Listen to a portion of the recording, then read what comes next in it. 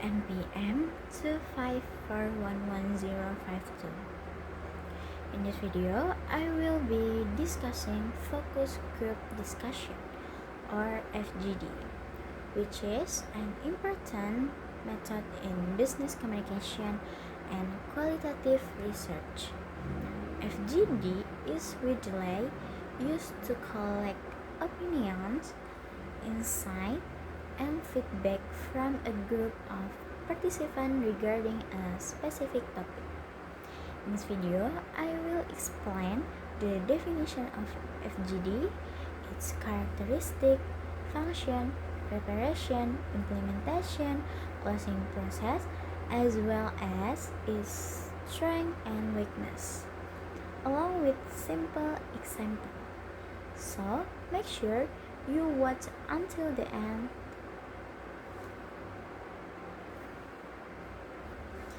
The definition of FGD. Focus group discussion of FGD adalah metode pengumpulan data yang dilakukan melalui diskusi kelompok kecil secara terarah untuk membahas suatu topik tertentu. FGD biasanya terdiri dari 6 sampai 10 peserta yang memiliki latar belakang atau pengalaman yang relevan dengan topik yang akan dibahas.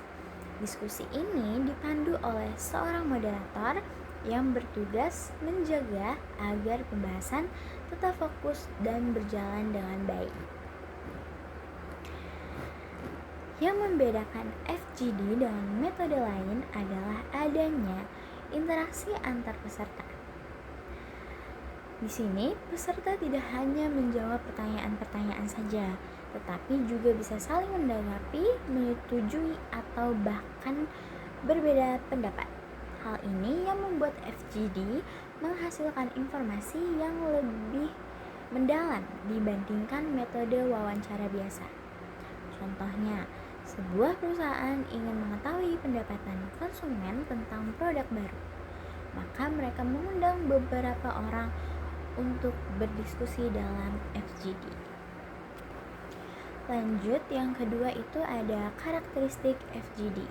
FGD memiliki beberapa karakteristik utama yang perlu dipahami.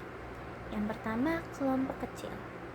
Jumlah peserta biasanya terbatas agar diskusi lebih efektif dan semua orang bisa berpartisipasi. Biasanya terdiri dari 6 sampai 10 orang. Yang kedua, dipandu oleh moderator.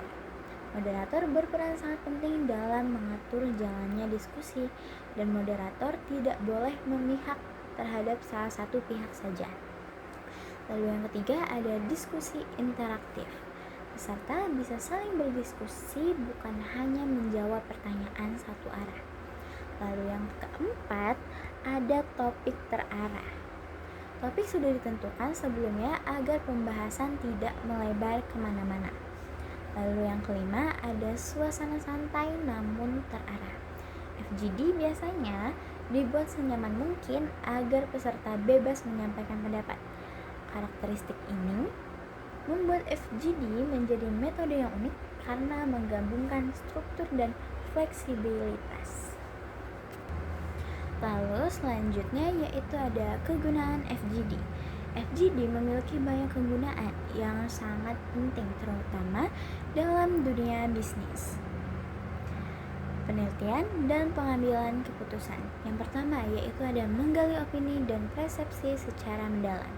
FGD memungkinkan kita memahami bagaimana seseorang berpikir dan merasakan sesuatu. Tidak hanya apa yang mereka pikirkan, tetapi juga mengapa. Contohnya yaitu perusahaan ingin tahu kenapa produk mereka kurang diminati. Melalui FGD, mereka bisa mengetahui alasan, seperti harga terlalu mahal, desain kurang menarik, atau kurangnya promosi. Lalu yang kedua yaitu mengidentifikasikan kebutuhan dan keinginan konsumen.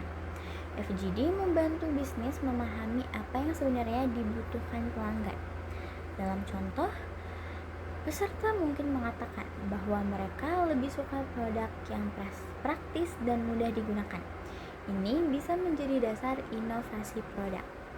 Lalu yang ketiga ada evaluasi produk atau layanan. FGD digunakan untuk menilai kelebihan dan kekurangan suatu produk atau jasa. Lalu yang keempat ada mengembangkan ide dan inovasi baru. Interaksi dalam FGD sering memunculkan ide-ide yang tidak terpikirkan sebelumnya. Lalu yang kelima ada mendukung penelitian kualitatif. FGD sering digunakan dalam penelitian karena menghasilkan data yang kaya dan mendalam. Lalu yang keenam ada membantu pengambilan keputusan.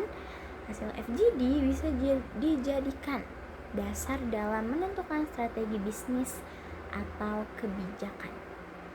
Lalu yang ketujuh yaitu menguji konsep sebelum diluncurkan. FGD juga bisa digunakan untuk menguji ide sebelum benar-benar diterapkan. Contohnya, sebelum launching produk, perusahaan menguji konsep melalui FGD untuk melihat respon pasar.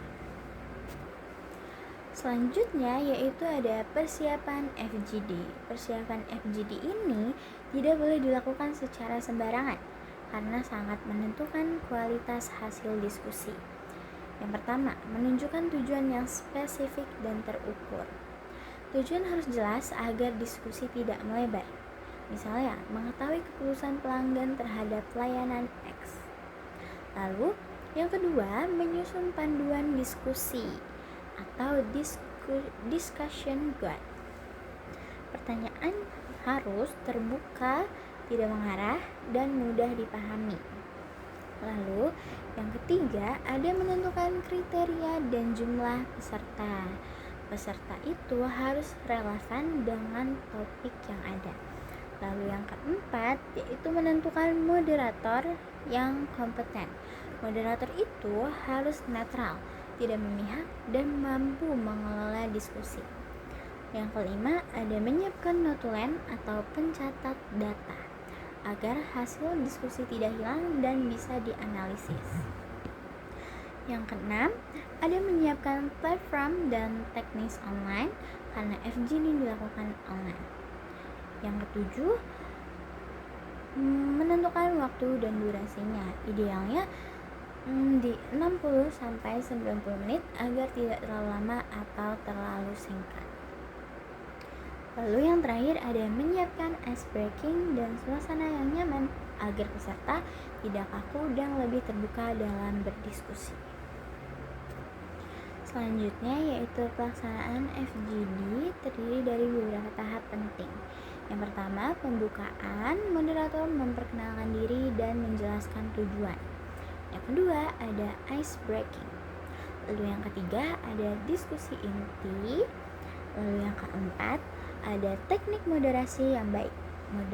Moderator harus netral, aktif mendengarkan, menggali jawaban lebih dalam, dan mengontrol waktu.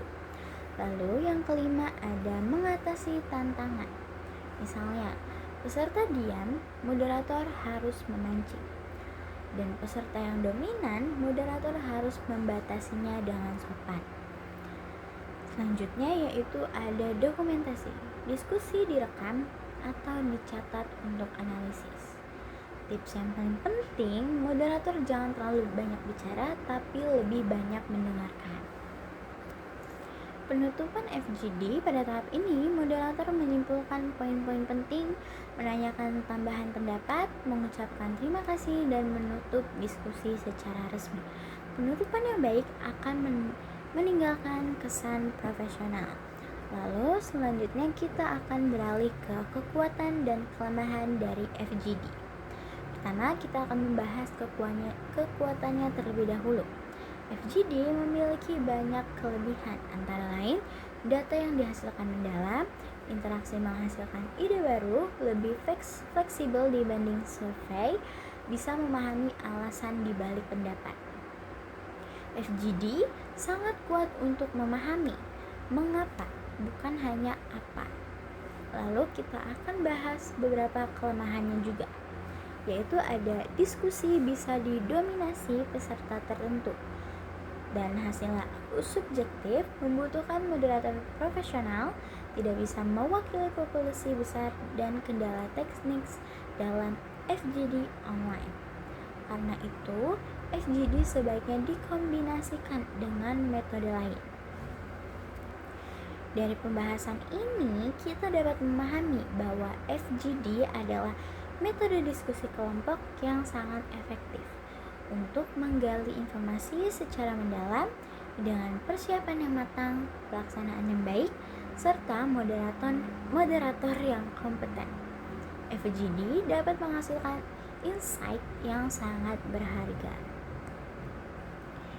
Baik, to conclude, focus group discussion is a powerful method to gather in-depth insight, opinions, and feedback from participants. With proper planning, effective moderation, and clear objective, FGD can provide valuable information for decision making and research. Thank you for watching this video. I hope you found it useful. Bye.